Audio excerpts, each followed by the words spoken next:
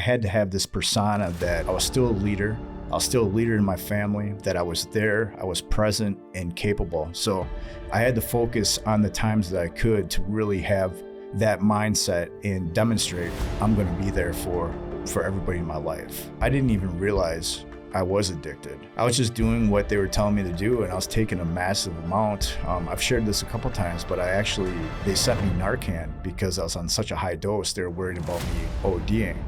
And then the moment we put the Sprint device in and I didn't have that phantom pain, I tried to go cold turkey day one. Well, that's when I realized I have a problem. I was literally in a fetal position, vomiting, diarrhea.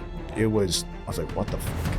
And I had to take some pills, and we called the doctor, and he gave me this 7-week step-down program. And I was like, I am not taking pills for another 7 weeks. My mindset was, I'm gonna get off this as fast as possible. And I did it in 2, and I'm really proud of that. 9 o'clock that night, he pulled out some fireworks. And he's like, hey, you mind if we light these off? You know me, I like anything that goes boom. So we went out there, he fired one, I fired one, and then he pulled out these round mortars that you actually load into the tube. Now, I had never fired one of these before, so he loaded it into the tube, and I'm walking it over with my left hand, and boom, life changed forever. You know, John Madsen talks about this, and I believe it too. One of the worst things somebody can say to you is, Josh, you have potential.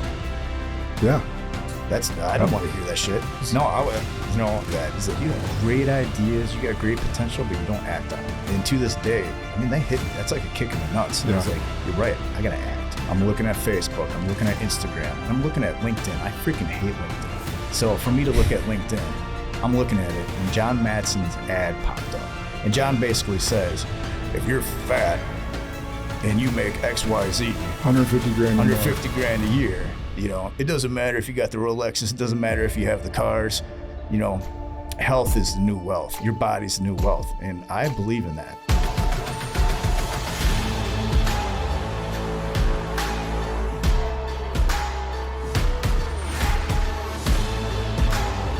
This is Sparta! Welcome back to Spartan Leadership. I'm your host, Josh Kosnick, and this is your podcast for leadership, inspiration, and impact.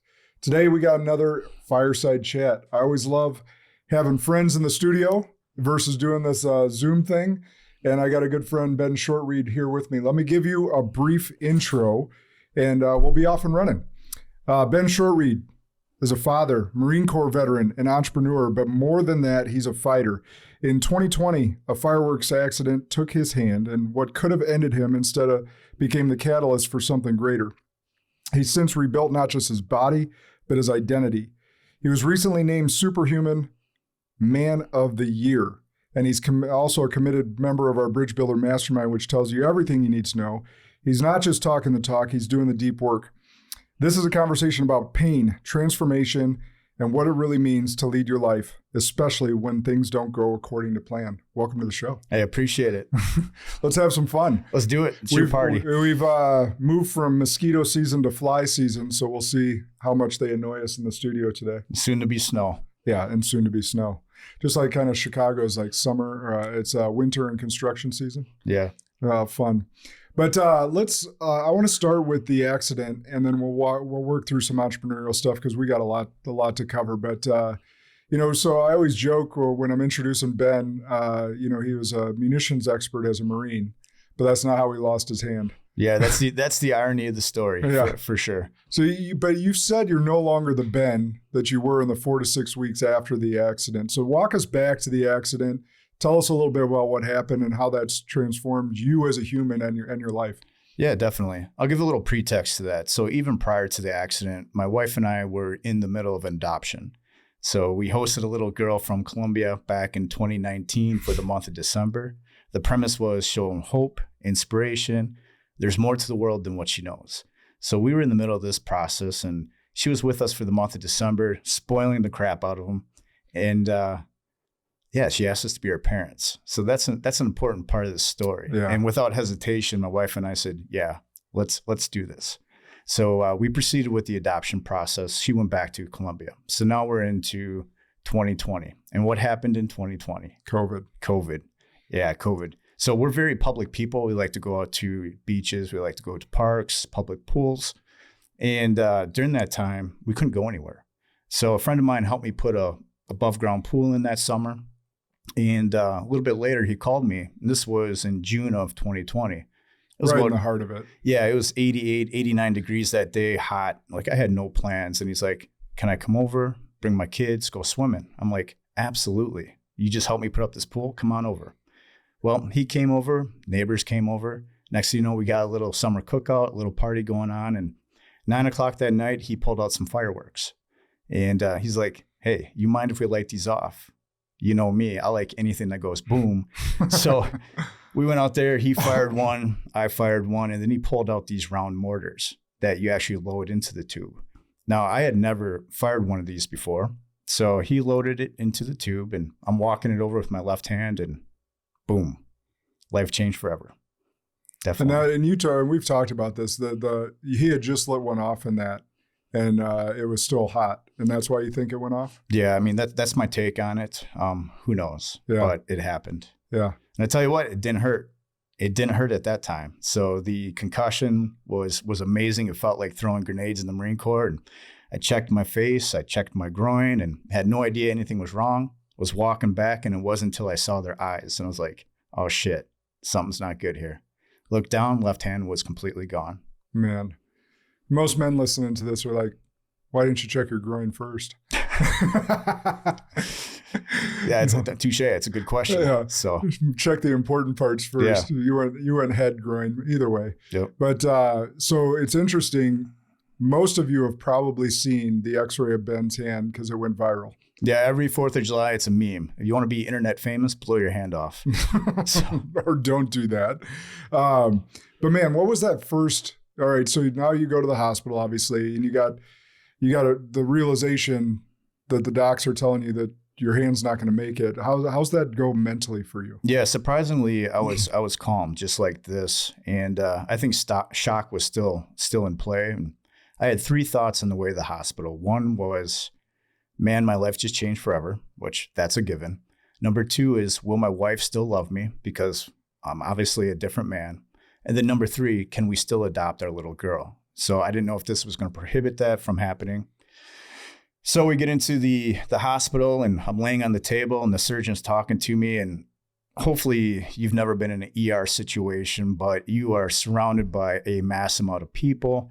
They're cutting your clothes off. And frankly, the one thought that came to my mind was, man, I hope it's not too cold in here, because these pants were gone. And I talked to the doc, and he's like, I could maybe salvage this finger or that thumb. And I'm like, no, just cut me at the wrist. And next thing you know, I'm out, wake up sometime later, and that was it. Why did you decide that? What did you know, or what did you think that made you decide, hey, don't try and salvage? Yeah, I didn't know much about prosthetics at that time, but I figured that was likely going to be the best option for me versus having this disfigured hand or, something goofy looking. I was like, at the very least, I'd rather have a prosthetic and have some functionality. But I didn't know anything about prosthetics then. Yeah. So what's surgery and rehab like for the next duration of time? Yeah, so it was wild. You wake up, due to COVID, had very few visitors, if any. They were limited to 1 a day. And the first couple of days were a blur. I was so medicated. But the one thing that sticks out was this medical tech came into the room. I had a pity party for myself when I finally came to, and I was like, poor me, this sucks. Why did this happen to me? I was really down on myself for about a half an hour, and this tech came in. And he said, hey, listen, accidents happen. They happen to good people. They happen to bad people. They happen to all people in between.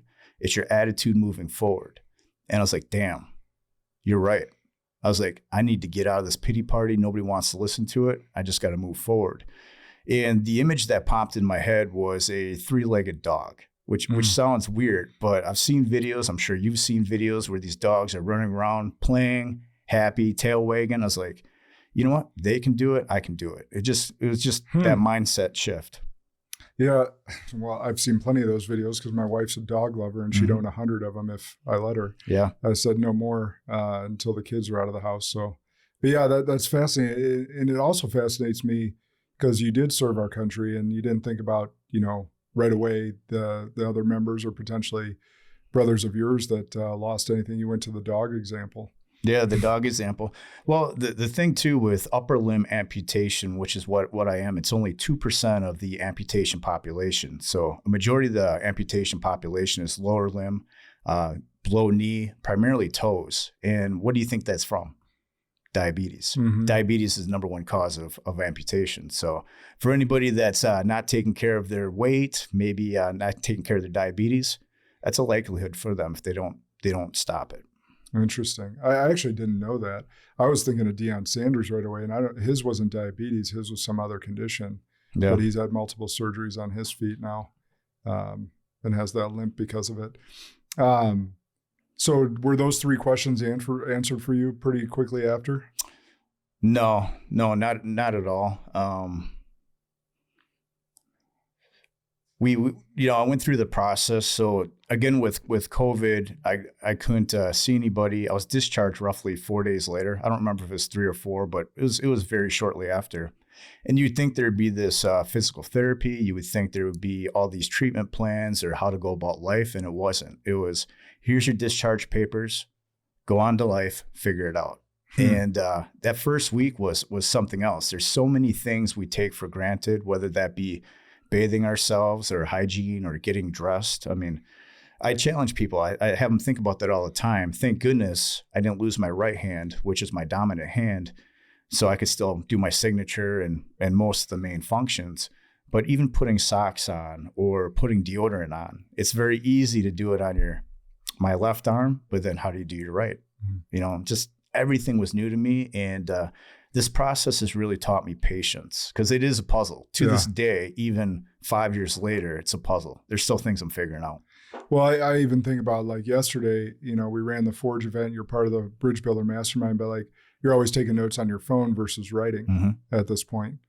So if you see Ben doing that, it's not that he's not paying attention. That's where you keep your notes now, and that's where you figured out and how to make it easier for yourself.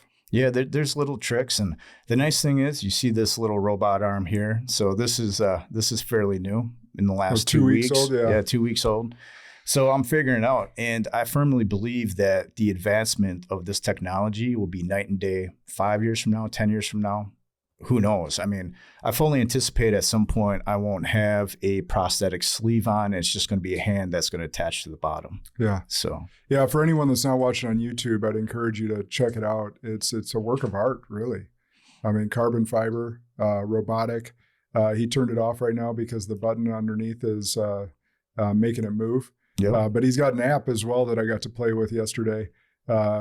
Flick anyone off, or some great bar tricks with that one there. But the company is Psionic out of San Diego, and it opens and closes in a third of a second, which is quicker than your hand. So my goal with it is actually to catch a baseball. I want somebody to throw a baseball at me and be able to catch it. That'd be a really cool. That'd be sweet. Yeah. So, but before all this happened, you've been in business for 20 plus years. Yeah. Entrepreneur, and I'm curious. You have partners in the insurance firm and all that different stuff. How did life change for you coming back to business, or did it? That was on my mind heavily throughout this process. And the one area we haven't addressed yet was the phantom pain that I experienced the week after my accident. And for those of you who don't know what phantom pain is, picture my hand is not there. I do not have a hand, but yet I can still feel an immense amount of pain in this hand, as if it was actually there. And the levels of pain that I experienced is along the lines of something you would see in a graphic movie. It was intense, ranging from my fingernails to being pulled off 24 hours a day, to pins going down the middle of my bones, to my knuckles being dragged across gravel, to I could actually feel the palm of my hand being ripped away from my body. And that was ongoing 24/7, nonstop for weeks. And I was on a heavy cocktail of morphine, Oxycontin, nerve drugs, pain relievers, and it didn't even dent it. And it took me to a reflection point in life where I didn't know if I could continue with that pain level. It was the highest level of pain I feel anybody could experience. And it really put me in a position where I was having the passwords out. I had my life insurance policies out. I was on the brink of ending it all. And I don't say that lightly because I love life. And the one thing, you just got to find something that keeps you going. And for me, that was my daughter. I didn't want to let her down. She was banking on us adopting her and bringing her home. And I could not let her down. She's been let down so much in her life, it just couldn't happen again. Yeah. Yeah, I've heard of phantom pain. I've known others that have experienced it. And I'm pretty sure, you could correct me if I'm wrong, but like science can't explain it. Cannot. To the best of my knowledge at this point, cannot. And they really don't have, there's not one right treatment, or there's not one treatment that's right for everybody. Everybody is a little bit different. But the one thing that saved my life was a device from SPR Therapeutics called the Sprint PNS device. And what it is, it's the 90-day electrical, they implant 2 leads, so 2 wires, and it sends electricity down the arm. And for me, it stopped everything immediately. It was an absolute game changer. So is it kind of going towards the nerves? Yeah, that's what it's doing. It's confusing the nerves so they can't register the pain. And you wear it for 90 days so that your mind then doesn't register that pain moving forward because it's been blocking it for a set period of time. For some people, it takes weeks, months. For others, like me, it was immediate. That's an absolute game changer. And so just out of curiosity, because you're a person of means, were you having to go all out of pocket for that stuff, or was it insurance covered? No, for me, thank goodness, being a veteran in the VA system covered that. But I did miss your question on the business. So while I was going through this level of pain and confusion because I couldn't formulate sentences, I had a lot of due to the drugs. I still had to have this persona that I was leading companies with my partner at that time. I was still a leader. I was still a leader in my family, that I was there, I was present and capable. So I had to focus on the times that I could to really have that mindset and demonstrate I'm going to be there for everybody in my life. Yeah. So that was also a struggle for me. Yeah. So I was thinking through this, like you guys grew a top 300 insurance agency in the country. You got to go through this. But then within, what was it, 2 years that you sold it? Mm-hmm. Sold the company 2 years after the accident? Yep. So we talked a little bit about identity yesterday and losing that identity, like both of us have. Was it harder to lose your hand or harder to go through the business transition? Ooh, good question. I think one led up to the other. So they both have had their challenges. Every challenge we go through in life, you build a little bit more armor, a little bit thicker. You're a little bit stronger.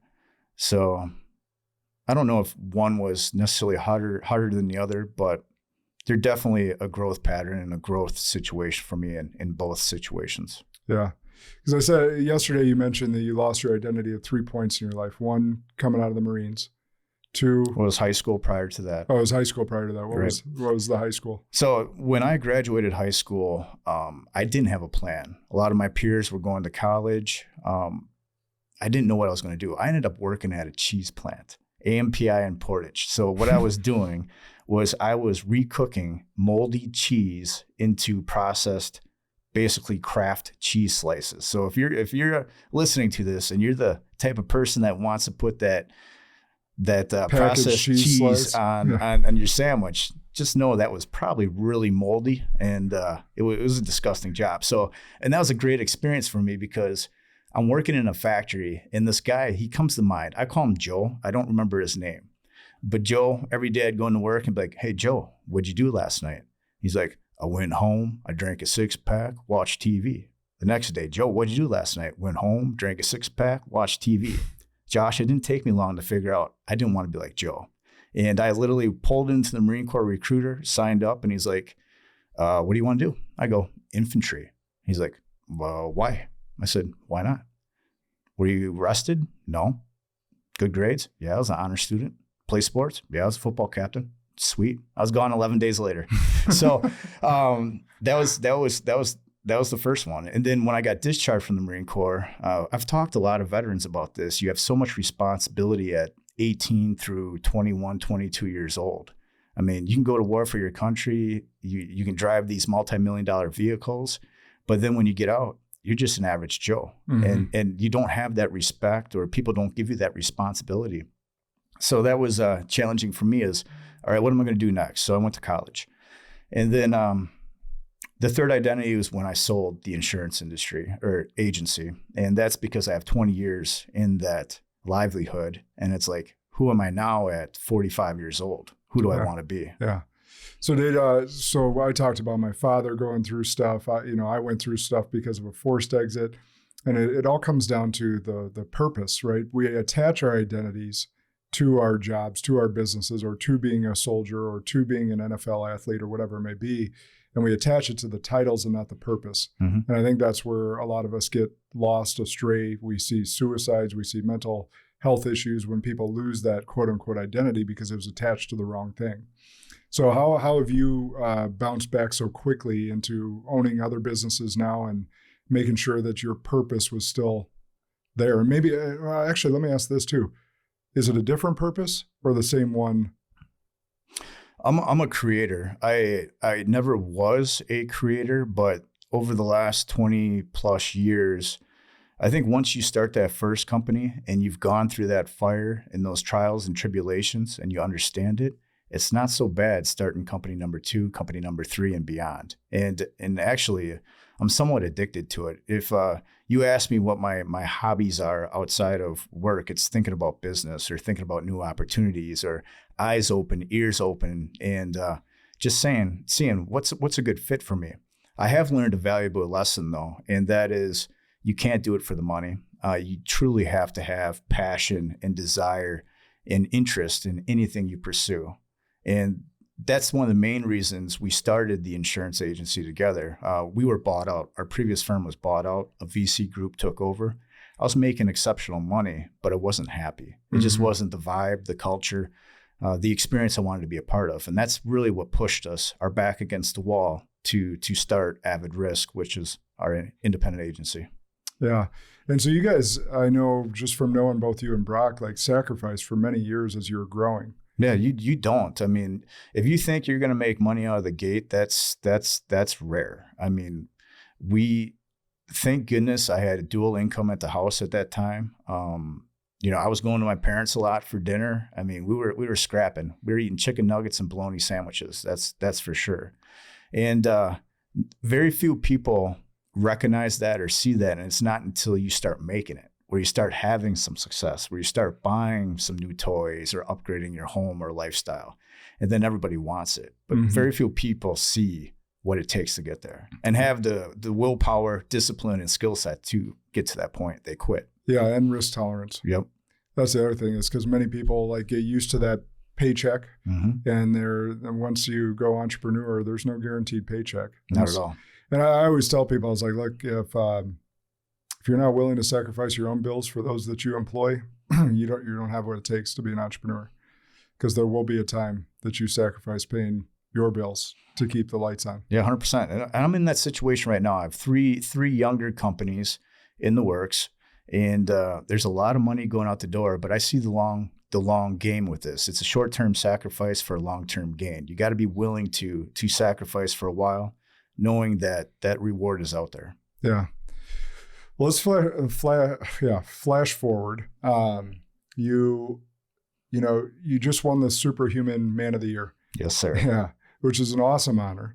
And I think you would say that it changed your life. But let's go back to, the version of you a year ago. Like, you're on the top of the world business-wise. You get bought out.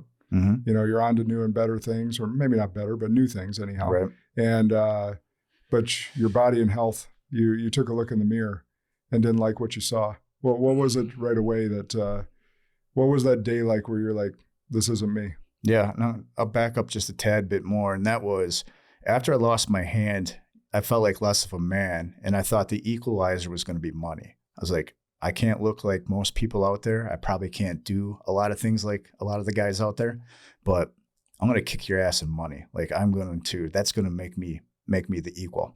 And from that period of time, we crushed it. That was some of the highest earnings years of my adult life from that point. But even then, 4 years later, you still look in the mirror. I still have to get up in the morning or go to bed at night, and you're looking yourself in the eyes and you're like, am I everything that I should be, or is there more to give? Can I be better? And what happened was, I love Mondays. I don't know about you. Like for me, I freaking love Mondays. I love doing what I'm doing, seeing people going in the office, crushing it.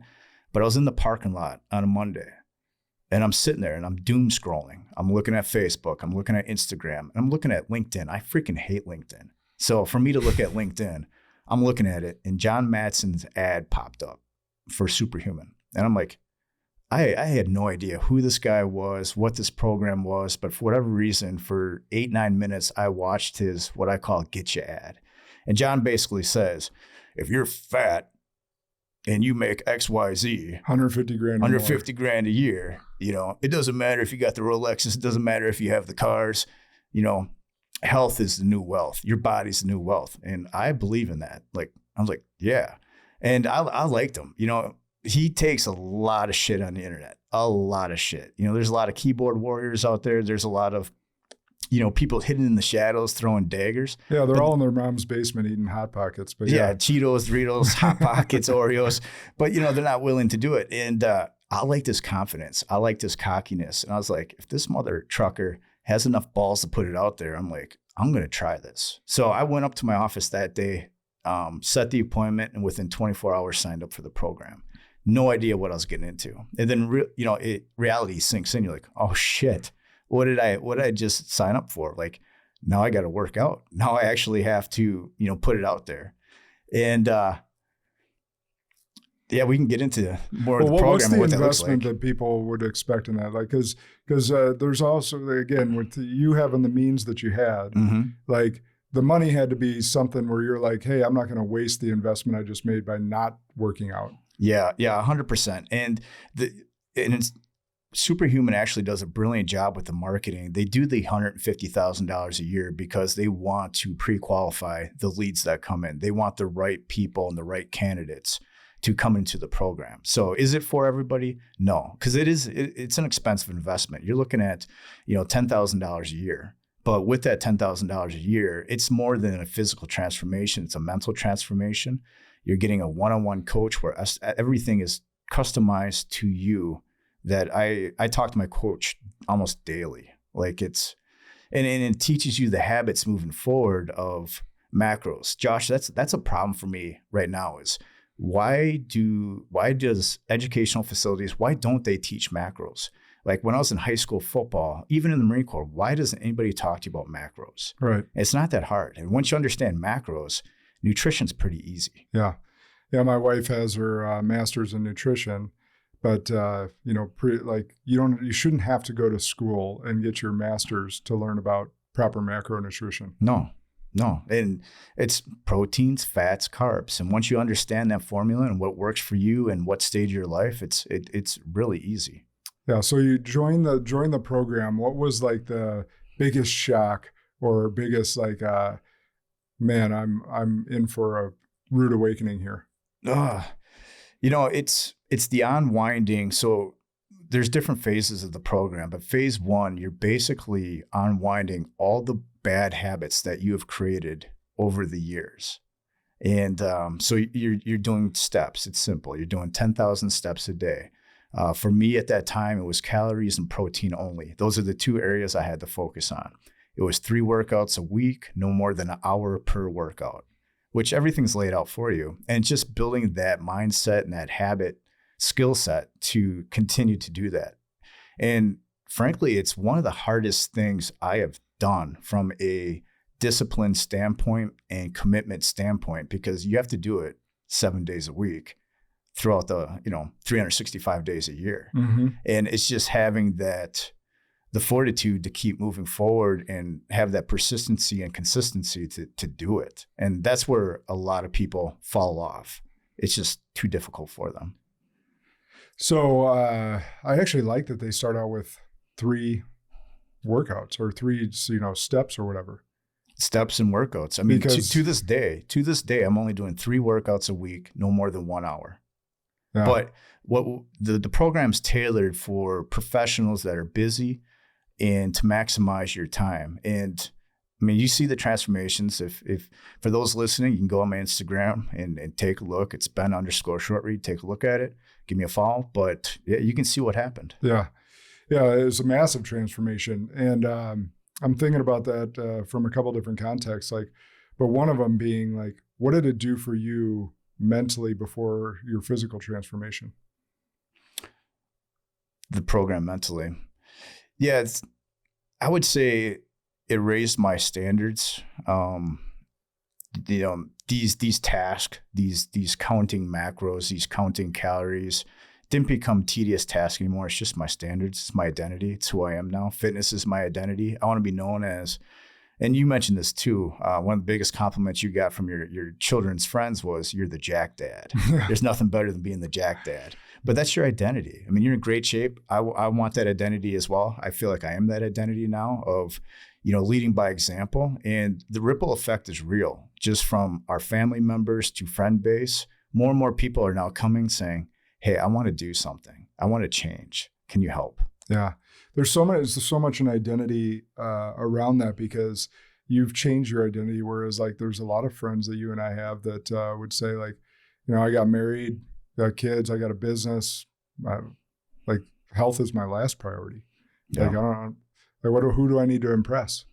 I got money, I got a wife. Like, who do I need to impress? I'm like, how about yourself? Yeah. How about yourself? Fitness is the one area where we can just shit on our body for 10, 12, 15 years. And with 6 months to 18 months of work, you can change that. I mean, you want to talk about a return on investment. Fitness and spending time yourself is a massive return on investment. If we had that in the markets, the stock markets, that change, that turnaround, think about it from that mindset. Yeah. Well, and same thing like we talked about yesterday is like, once you do change your body and you're like, holy shit, look what I did in 6 or 18 months. And you're like, I wonder what else in my life I could do this with. That's just it. Everything is elevated, from being a father to a husband to a business leader to even your social circles. Everything is elevated. And one of the things that we hear is, I don't have time. I'm too busy with my family. I'm too busy with work. And I'm like, no, that's bullshit. I mean, that's the best time you can spend, is spend an hour on yourself every day, and you'll maximize in every other area of your life. You'll just be a higher performer. Yeah. And not only that, your kids are watching. 100%. So it's like, are you going to be the fat, lazy dad that they just see you loafing on the couch watching football? Or are you going to be the Jack Dad that they see going to the gym and are going to model that in their lives? Yeah. There was a video I saw yesterday, and so we have an internal forum on the Superhuman program, and I posted it, and it was one of these influencers at Target, and he was walking up to obese fathers with their kids and said, if you do 10 push-ups, I'll buy you anything in the store. And the first father he walked up to, the kids looked at him, then looked up at their dad, and you could see the disappointment because they knew their dad couldn't do 10 push-ups. I would never want to be in that position. Think of what that father felt in that situation. Shame. Failure. Yeah. Massive. And then the shame that's going to spiral from that. And I think about that all the time. I don't know if other dads do or if I'm just weird, but like, if I got to carry my kids out of a burning building, or if I got to run with it because if we're out camping and I got to run with them because one of them got injured and I got to carry them a half a mile, 5 miles, like, I want to be the man to be able to do that to save my kid's life. 100%. 100%. That's our role. That's our role as a father. Versus, a lot of dads that get heavy winded just walking up the stairs. Yeah. Like I carried my third born up the other night. She asked me to carry her to bed. I'm like, how blessed am I to have worked on myself enough that I can do this still at she's 10 years old. And I'm like, how blessed am I can do this, carry her up the stairs, no problem. I'm not winded. Like, yep.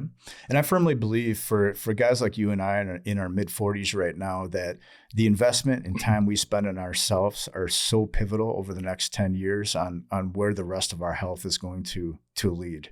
Yeah. I really do. That was my biggest epiphany back in 2016. I put it in the book is like, I want to be able to walk my 3 girls down the aisle. Oh, yeah. And do everything in my power to be there for them. Yep.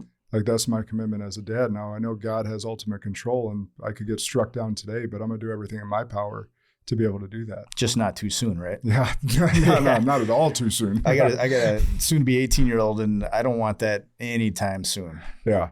No, they got to mature, grow, and whatever is right for them, right for them. You know, what's interesting about that is my mom always said, you know, you'll know when you know. Mm-hmm. I'm like, yeah, bullshit, Mom. Like, I don't even want to hear that. Just trying to be single and build my business and whatever. Yeah. And then sure enough, Jenna shows up, and 6 months later I proposed, and I walked into my mom and dad's house, and I was like, you were right. Yeah. But this title here was a big title for me. I entered 2025 wanting to be the Hall of Fame member. And what the Hall of Fame member is the top 1% of the program. There's 4,000 members roughly right now, and it's growing at a massive clip. This company's on rocket fuel. So I wanted to hit that top 1%, and I wanted to be the first amputee. And then I just had this mindset that I knew I was going to hit that 1%. And I was like, with that said, let's go for the top spot. So I really went after it this year. And, you know, I'm not the most physically, from a physical standpoint, there's better physiques than me. There's no question about that. But that's not the point of this program. It's who carries the overall ethos of the company, who represents the company well, who had a massive physical transformation, looks Spartan. It's kind of funny. They call me the freaking Terminator with this myoelectric arm. But yeah, it was a great achievement. Well, it's also how you led in the groups and communicate in the groups as well, right? Like, yeah, and I underestimated that aspect. We just had our recognition event 2 weeks ago in Nashville, which was a bash. It was a party. They had Ed Milet there, Jesse Itzner, just some great speakers. Yeah. And the amount of people that came up to me and said, "Thank you. You helped me. You kept me going." You know, they wouldn't say anything in the forums, or they wouldn't reach out to me throughout the course of a year. But at that event, it was almost a Moxie celebrity status, which was really overwhelming for me. Yeah, it's hard for us to hear some of that positive feedback, but it's also good as well because you know you're doing something right. It's always the people that don't comment, that don't like on your social media posts, that come to you like a year later and go, "Man, you changed my life," or "You helped me overcome this," or whatever it may be. And you're like, "I didn't even know you were watching." And for you and I, that's some of the best feelings. I mean, we've talked about this, whether it be past employees that open up their own businesses or their own firms, or they come back later and said, "You really helped me here." And it's something we overlook or don't think about at times because we're just natural, I think, individuals that want to help and want to lead properly. And sometimes we don't do it with the mindset that we're trying to set somebody up for a future business. We just want to do the right thing. Yeah. You know, so on the gym side of things, you know, you've talked about now wanting to be treated differently, and you're going through this massive transformation over the last 12 months. What have you learned about yourself and learned about others in that process as you're working out amongst other people that have all their limbs? And yeah, I was scared shitless going into the gym. So I started the program February 2024, and I was very adamant that I would not work out in a gym. So from February 2024 through October, I worked out at home. So that was push-ups, weighted vest, treadmill work. And it got to the point, so that's phase one where you lose the fat. And then I realized I had to start bulking, which is putting on lean muscle mass. And it's pretty hard to do that at home. I didn't have the equipment to do it, so I had to go to the gym. And it was scary. And I was terrible at it the first month because here I am with a prosthetic trying to figure out how to use equipment. I hadn't been in a gym in probably 2 decades. And you got a massive amount of people around you. Everybody's watching you because you look different. But now that once I got acclimated and once I started really crushing it, the amount of people that come up and say, "You inspire me, thank you." And I try to help people too. And I'm the type of guy where if I see you once or twice, I'm not gonna help you. But if I start seeing you being consistently there and there's something I can help you improve on, yeah, I'll say something. I feel like I'm at a point where I can say something. It's always awesome. Like I would go on my trips to First Form seeing dudes in wheelchairs just racking out pull-ups in their wheelchair. Yeah. I'm like, fuck. Yeah. Like, it's just amazing to watch. And it is inspiring because you're sitting here with, you know, your 4 able-bodied limbs and they don't have that. And they're starting to, you know, surpass you in certain things. You're just like, dang. Yeah, and I get a kick. I have a carbon fiber prosthetic that's different than this one, and I've broke it twice, and I get a kick out of the fact that I'm breaking carbon fiber. That's one of my when you showed that picture, I loved it. I was like, you're working so hard. Yeah. I was like, little race cars that go the fastest on the country are built out of carbon fiber because it's one of the strongest materials out there, and you're breaking them in the weight room. And my prosthetist loves it because he's like, he builds these for so many people and they just don't use them. So he loves the fact when it's got battle scars on it, it's beat up, I'm breaking it, and he gets them fixed for me. Yeah. And I got a second one in the works because he knows I'm breaking them too fast. Well, it tests that's why he loves it, because it tests his ingenuity. Yeah. Yeah. And like I said, they deal with a lot of lower limb amputees and toes. So to them, it's kind of boring. They like, this is new and exciting. Upper limbs new and exciting for them. Yeah. Well, let's take a turn here. You were addicted to painkillers at one point. Yeah. And I want to touch on that because a lot of people battle with mental health. A lot of people deal with pains. I've got friends that, have this back pain that can't be diagnosed or figured out. I've got friends with other things, and I worry about them because painkillers are really addictive. Like that is the number one warning that they have. What got you through that? Yeah, well, first off, I didn't even realize I was addicted. I was just doing what they were telling me to do, and I was taking a massive amount. I've shared this a couple times, but they sent me Narcan because I was on such a high dose. They were worried about me ODing. And then the moment we put the Sprint device in and I didn't have that phantom pain, I tried to go cold turkey day one. Well, that's when I realized I have a problem. Withdrawals kick in. I was literally in a fetal position, vomiting, diarrhea. I was like, what the fuck? And I had to take some pills, and we called the doctor, and he gave me this 7-week step down program. And I was like, I am not taking pills for another 7 weeks. I mean, my mindset was, I'm going to get off of this as fast as possible. And I did it in 2, and I'm really proud of that. And I feel like I'm at a point where if I needed to take morphine or oxy again, I could. Do I desire it, crave it? Absolutely not. Yeah. I think addiction is different for everybody. I'm not one, well, besides nicotine, but I don't have an alcohol addiction or any other addictions. So no other addictions that are previous. It was just getting through that pain and that process and realizing, oh shit, I can't just step off these. Yeah. Because it's pain meds and alcohol are like the 2 things that you can't go cold turkey on without risk of potentially dying. Right? Yeah, I learned that the hard way pretty fast. Yeah. And that what process? So the February is when you started working out hard on the Superhuman program. Mm-hmm. What time frame was it when you were getting off the pain meds? Well, this was I was done. This is well before the program. Yeah. Yeah. All right. I was just trying to figure out the time frame on that. So moving forward, what's the next version of you? Yeah, one of the asinine questions I got after winning Superhuman Man of the Year was, what are you going to do now that you've hit your peak? And I was in the gym last Saturday, and that question was in my mind. I'm like, peak? What do you mean? It's no different like when I exited the insurance industry, and they're like, what are you going to do now that you're retired? And I'm like, retired? I'm not retired. I'm not done. Just because I got one title, Kobe Bryant popped in my head, Tom Brady popped in my head, Jordan popped in my head, and I was like, I'm going for a second title. So if they give me the green light, I'm going after a second title. Nice.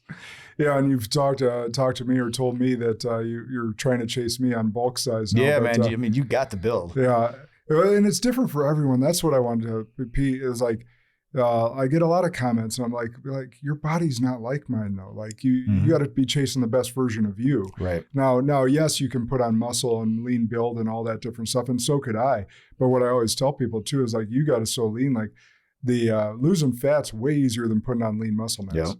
And so there's a lot of discipline with your macros, your workouts, and that bulk phase, and you also the mentality of sometimes in the bulk phase, you lose the 6-pack.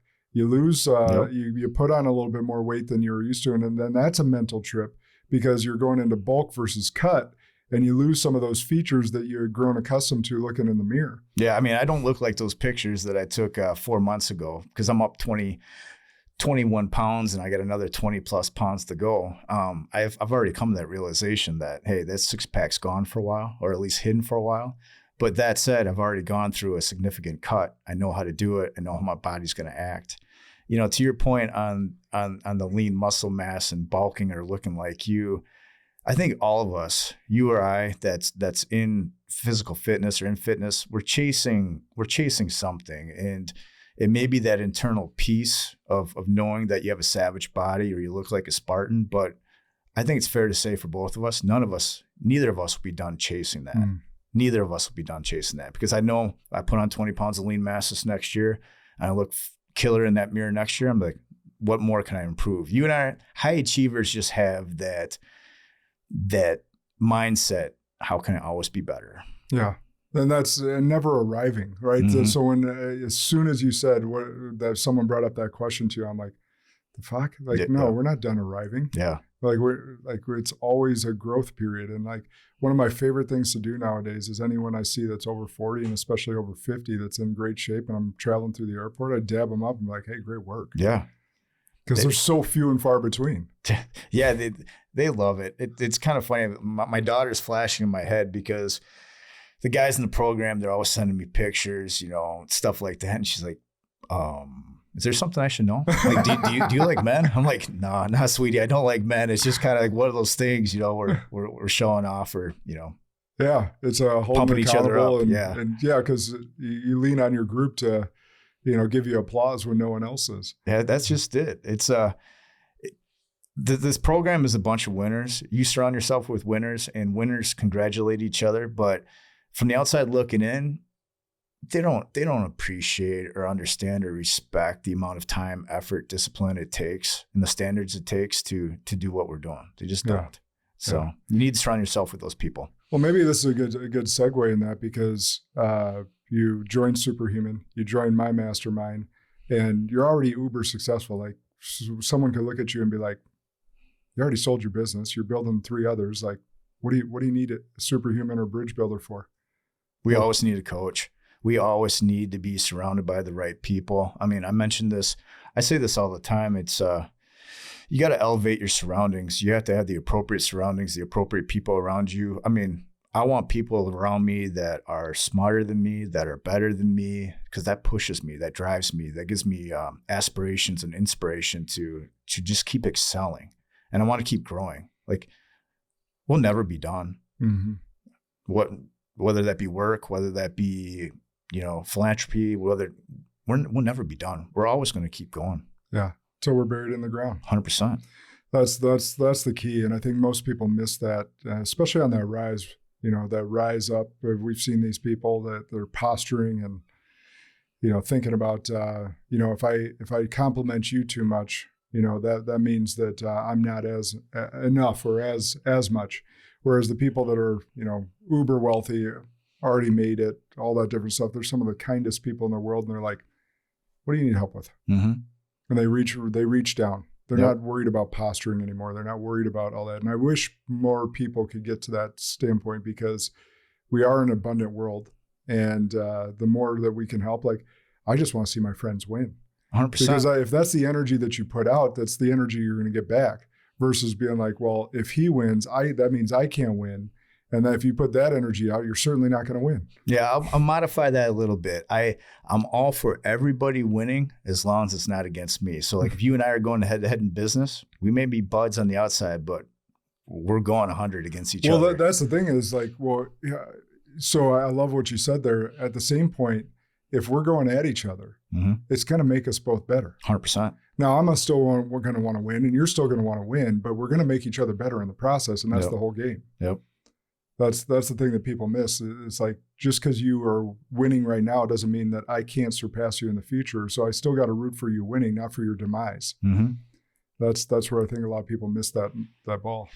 Let me ask you this. Doesn't this feel good? Just be able to talk, be transparent, be vulnerable. I mean, you and I have been in corporate for a while, and now we're free spirits. Yeah. Like this is relieving. But it is, and that's where I, so I got this whisper from God my first week after, my demise of my previous firm, and said, "You're free." And I was like, I don't know what that means. I didn't want to be free. I didn't want to hear it at all. But now I get it. Yeah. Like now it's like, I don't have any chains holding my words back. I don't have any chains keeping me from who I'm meant to be or my true authentic self or any of that. Like, it's just free. Yeah.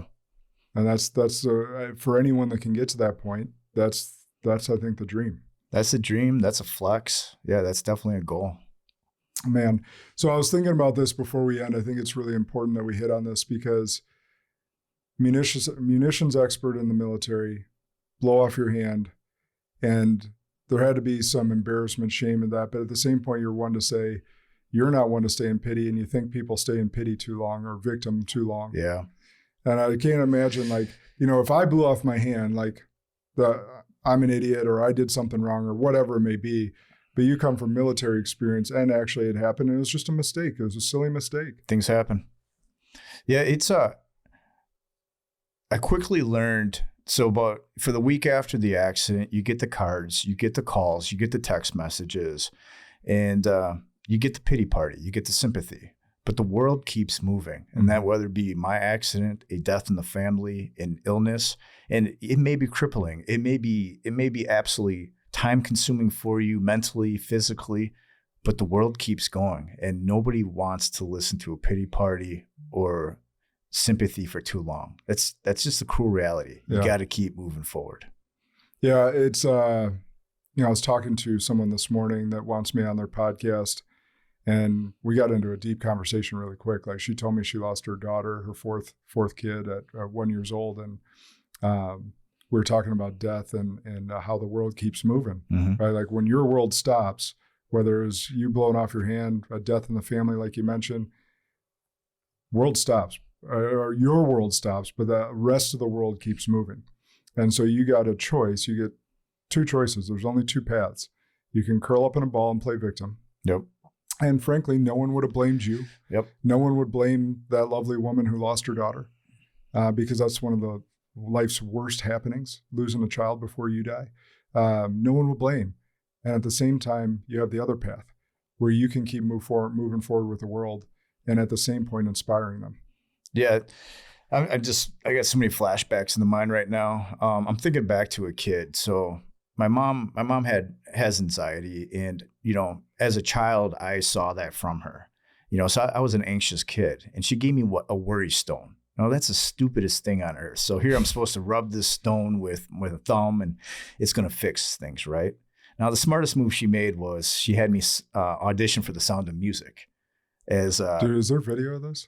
Yeah, probably, yeah. I gotta see that. But like middle school, and so I was Friedrich, and I'm 14 years old, and I'm a boy. That was my role, and my audition song was Jingle Bells. So I was up there in front of all these choir girls or show girls, and I'm singing Jingle Bells. And tell you what, that's one of the best damn things that she did or forced me to do, because it helped me, get over some of that anxiety. But then fast forward, this is also popping in my head. Some of the best advice I got in life came from a fortune cookie. Believe it or not, a fortune cookie. And it was 25 years old and making cold calls. And I would sit there at the office. I was one of the first ones in there. And I freaking hated phone calls or cold calls. I mean, you've done them, I've done them. But we had to make 85 to 120 phone calls a day. And those aren't typically good. Mm-hmm. And, so I get this fortune. And the fortune reads, action is worry's worst enemy. And I'll say that again. Action is worry's worst enemy. And I think about that a lot. I actually taped that to my phone for 7 years. So I could sit there and worry about the reactions that people were going to have, when I called them, or I could just take action and address issues. And that's with anything with life. You can sit there and worry, or you can sit there and ponder or question. No, take action. Get resolution. Yeah, that's such good advice. And that's where you can draw inspiration from anywhere. Yeah. A fortune cookie, a book, a podcast, a mentor, even someone you don't respect. Like, I think back at my senior year football coach, one of the worst coaches, worst leaders I've ever experienced in my life. And there were still a couple of things he taught me. Mm-hmm.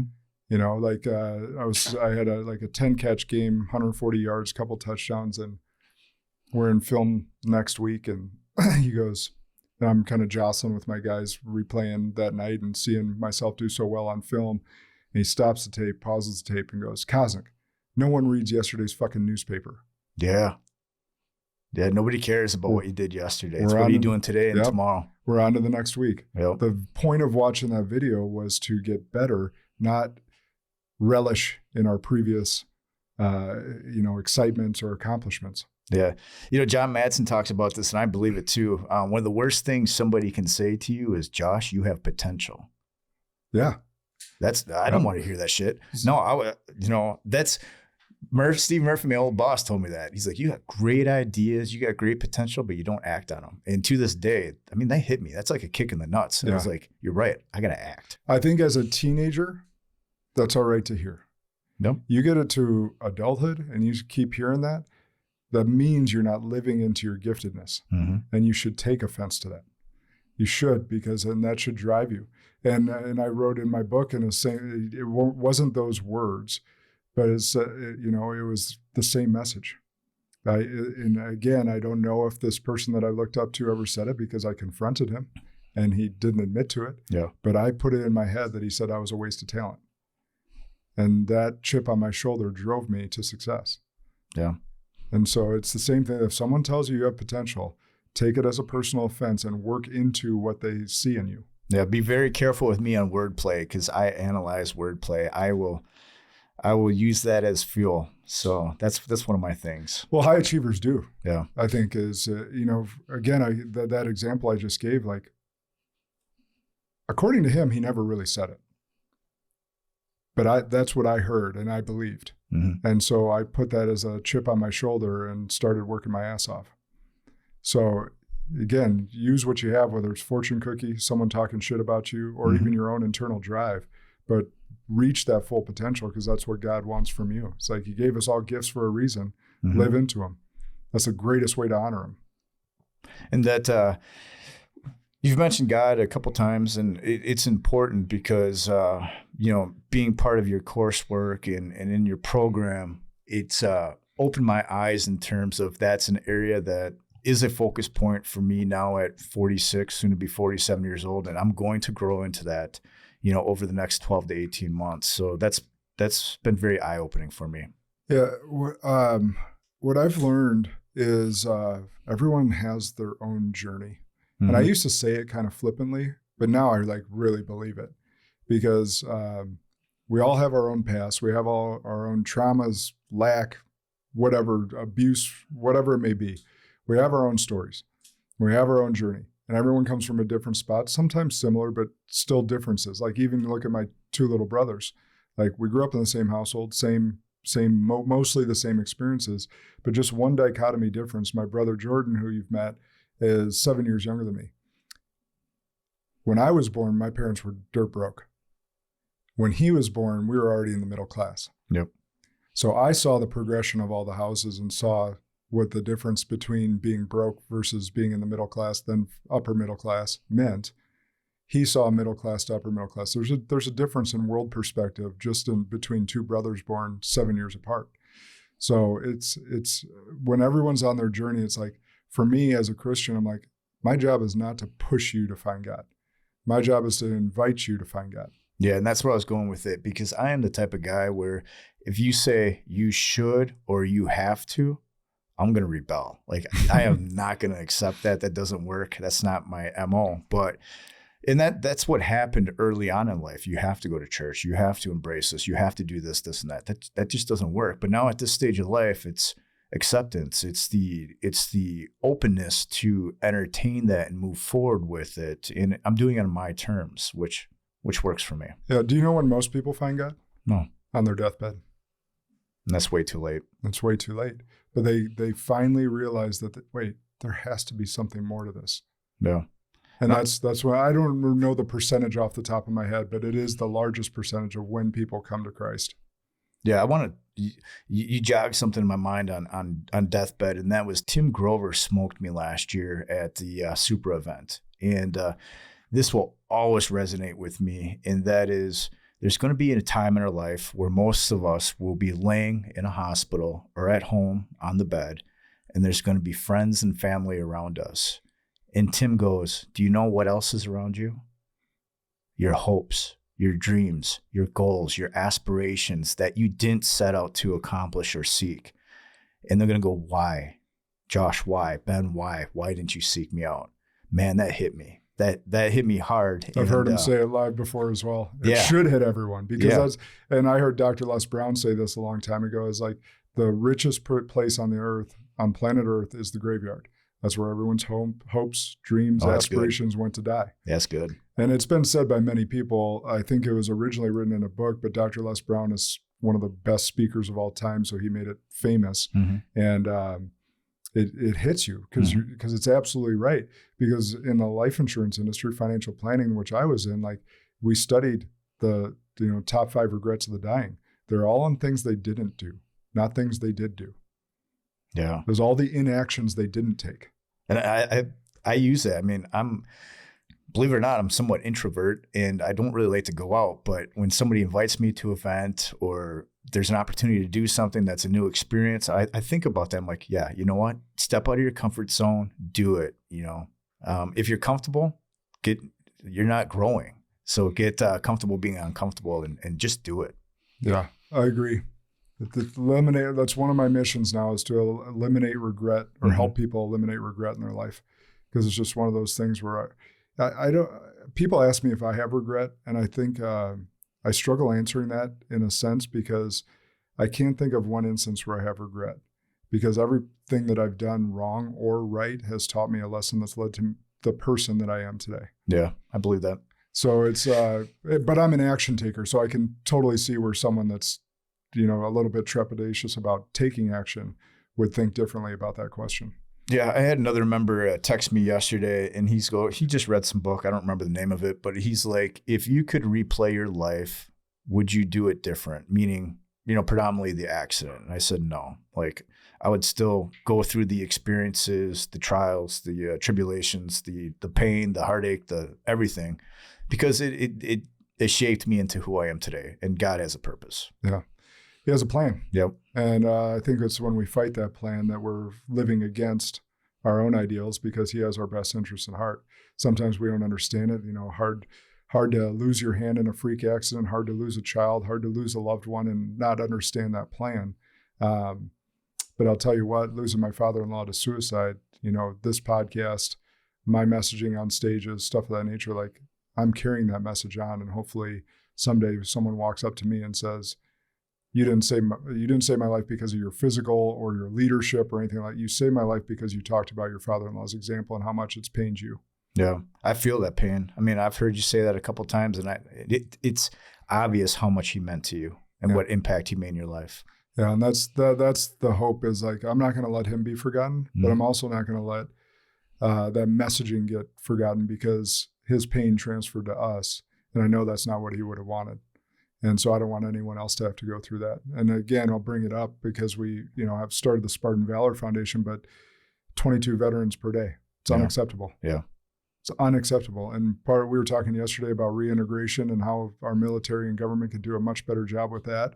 But like you said earlier, going from having all this responsibility to just being a normal Joe Blow, like that doesn't work mentally for a military service person. And the testosterone statistic you guys were talking about is super interesting as well. Yeah, well, it is. That came from Dr. Nestor, but for those that don't know what we're talking about, is like anyone that has high level of stress and endorphins and all the adrenaline dumps that the military service people have, or football players or any contact sport, once they get out of that, their testosterone is usually in the shit. Their endocrine system's usually in the shitter. So it's like, okay, if we could reintegrate by actually getting those tests done and getting them appropriately, their hormones actually balanced out, could we save some lives? Yeah. I think we could. Yeah. Yeah. I mean, I'll be open and transparent. I'm on TRT. TRT was a game changer for me in terms of not only the physical endurance and strength, but just my mental stability and emotional stability. I mean, testosterone is uber important, not only for men, but female as well. So any female in their, late 30s into their 40s should really be checking hormone levels as well. Yeah. Both my wife and I are on it. She was I've been on it for 9 years. I think her only a year or two, but she continues to get her blood work done and figured that out. And by the way, men, if your wife gets on it, it's better. Yeah, it's better. Testosterone drives sex drive in women too. But no, for anybody listening or watching, hormone panels, blood panels, super important. Like, even if you're not going to work out, take those steps and get them done. Yeah. You'd rather know, like, that's the thing is I think people like to live in blissful ignorance at times. Mm-hmm. And no, if I got something wrong with me and I can affect it, well, how about I know that and do that? Or prevent it. Yeah. Yeah. Yeah. There's some things you may find out that you can't do anything about. And Right. that's life.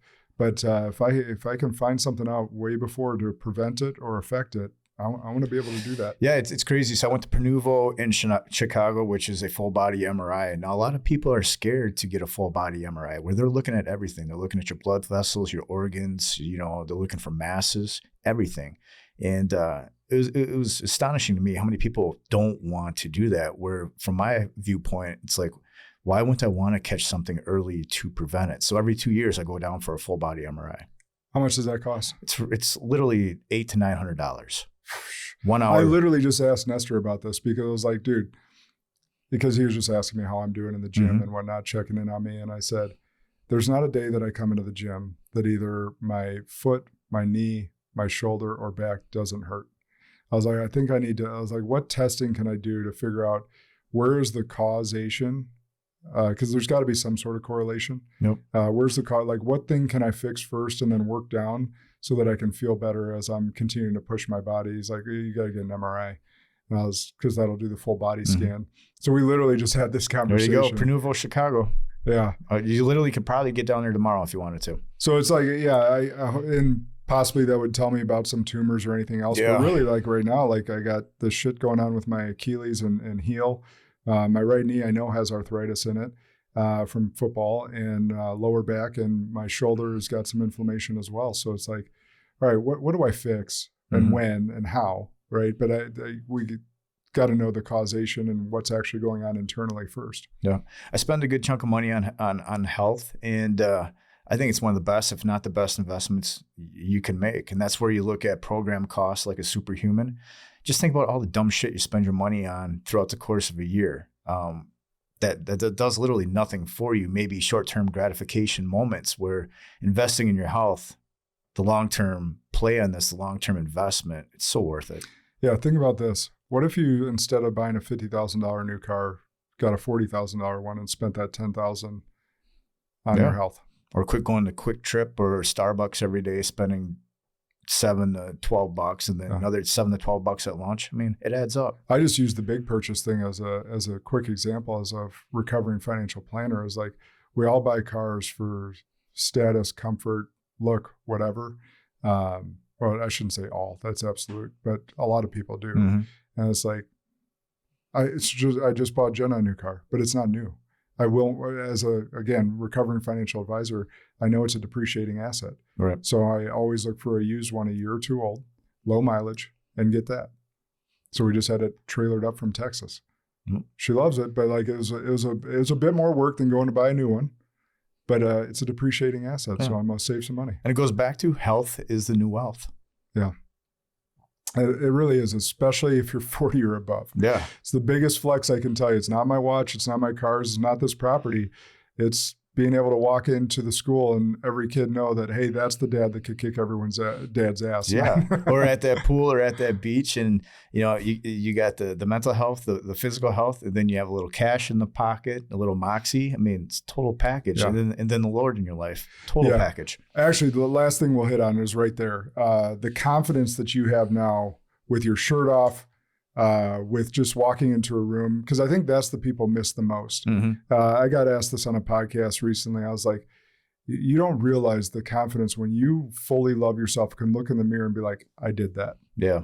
What has that done for you? You got seconds to make first impressions on people. I mean, when you're walking new into a room, that rapport, that reflection, that's established immediately. So now walking into the room, and I see it, just, it's not only the physical, it's just the confidence that energy, radiates, that, you're there, you may own the room. It's just the confidence. So, and the perception, you or I walk into, I'm not going to pick on a certain field, but I'm going to pick on a certain field. Say you and I walk into a law firm, or we walk into our accountant and they're obese. What's the first thing that comes to mind? Lazy. And do I want that person working on my stuff? No, I want somebody that's got their shit together, that looks tight, that, I know they're disciplined. I know they have standards and they're going to get it done. Yeah. Done right. That's right. That's it right there. Is like you see a person that's in shape, and it's not universal, but you see a person, especially 40 plus years old, that's in shape, they have discipline. Yeah. 100%. And so if they have discipline in one area of their life, it's likely they have discipline in other areas of their life. Very much agree. All right. Last question you were dreading. UFOs. UFOs. They're real. UFOs are real. UFOs are real. They're not a psyop. No, they're real. Does that come from your military background, your research? Well, I could bullshit you right now, but and say I have some classified information, but I really don't. And, I was really scrambling for an answer for you, but UFOs. So alien life form is real. Anyone that doesn't know if this is your first time listening, I always ask what's an unpopular belief that you hold to be true that others disagree with. So he's saying UFOs. So I'm not sure. I think, you look at Project Bluebeam and what the government's worked on. I think, especially the ones they've said, floating objects in the sky or balloons, blah, blah, blah. I think they might be projections. All right. So I got a last question for you then. Yeah. Let's do this. This is my favorite question. What is your death row meal? And what I mean by that, this is the absolute last meal you can have on earth. And I want you to start with appetizers, main course to dessert with drink pairings and be very specific. All right. That's a good one. You always do hear about those death row meals, right? Yeah, I love That's reading interesting. them. So, appetizers, Rockefeller oysters. Okay. Being a Wisconsin guy, I think we got to find the best cheese curds possible. Okay. Any place come to mind? In Madison, old fashions are great. They are good.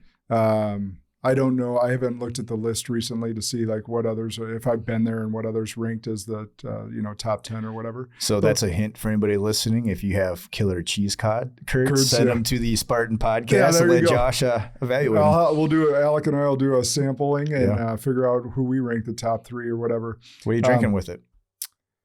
So I'm not a big drinker anymore, but if I'm going to have my last meal, I think it's going to be Eagle Rare 17. Okay. Bourbon. Straight? Neat? Nice? It's either neat or on a big rock. All right. I don't know if I do it. Oh, I love a great spinach salad. And so that would be my appetizer precursor. Then I'd go with a Wagyu medium rare steak. A5? Yes, sir. All right. Ribeye? I think I still go filet. Filet? Yeah. Yeah, we could do ribeye. Like, I love all cuts of steak, so I'm not going to be picky. I have both. It's your last meal. Yeah, I have both. There you go. I think we go with, I like vegetables, so I'm going to have a vegetable in there. Probably asparagus to go with my steak. Melted butter on that. And, some sort of tater. But I love food in general. So I'm not picky on what it is. Could be fully loaded, baked potato. Could be creamy garlic mash. Yeah, they're all good. They're all good. Any bread rolls with it? No, I don't need that. Okay. Let's go to dessert. Dessert. All right, this one's easy for me, actually. It's butter cake from Mastro's. There you go.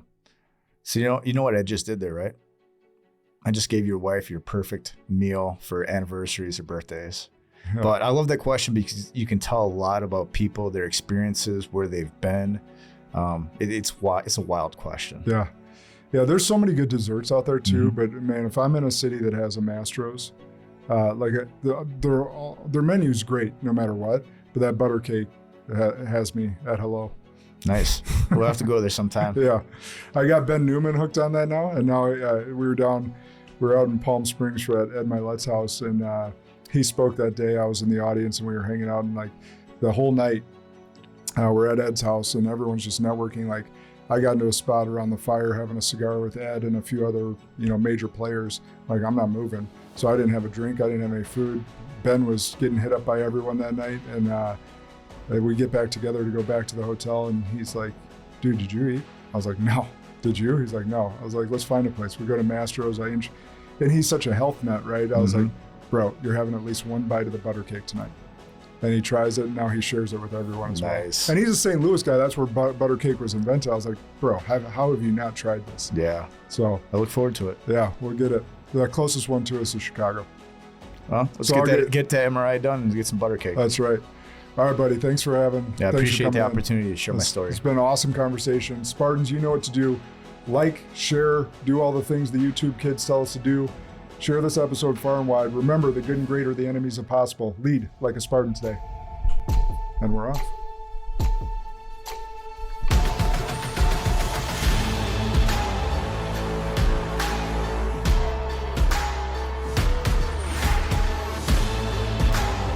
This is Sparta!